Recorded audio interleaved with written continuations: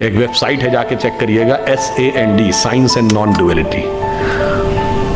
और वो जानते हैं उसका, आप वेबसाइट पे जाएंगे तो पहले ही शीर्षक में क्या लिखा, ohm is equal to MC square. क्योंकि जब आप नॉन डुअलिटी में जाते हैं, अब यहां पे आइए, इक्वल टू MC स्क्वायर मतलब एनर्जी मास कन्वर्जन इक्वेशन, तो नॉन डुअलिटी में सिर्फ एनर्जी है। जब आप मास में आते हैं तो दो चीजें हैं ना, मास एंड एनर्जी।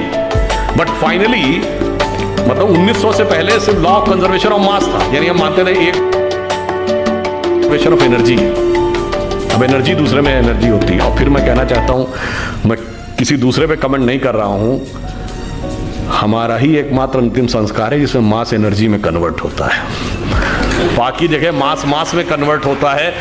देखिए, हम सभी कोई भी कार्य शुरू करते हैं तो पहला श्लोक क्या बोलते हैं, वक्रतुंडी महाकाय सूर्यकोटि संप्रभा। ये वक्रतुंडी ही क्यों है? किसी ने कभी ध्यान दिया कि सूर्ण जो है वो मुड़ी हुई क्यों होनी चाहिए, सीधी क्यों नहीं होनी चाहिए? उसका कारण यह है, और गणेश जी, यहां तो सबसे बड़ा गणेश जी का मंदिर है, गणेश जी के हाथी का ही सर क्यों है? कारण यह है कि हाथी के सर में और उनके एक ही दांत क्यों है? चूहे की सवारी क्यों है? उसका कारण यह है कि गणेश जी का पूरा स्वरूप हमारे अंदर की कुंडलनी जागरण की प्रक्रिया का स्वरूप है। इसीलिए सूर्ण जो है कुंडलनी का प्रतीक है। हाथी का सर इसलिए है कि हाथी के मस्तक में गजमुक्ता होती है, और दो दांत की बजाय एक दांत, और एक दांत भी टूटा हुआ है।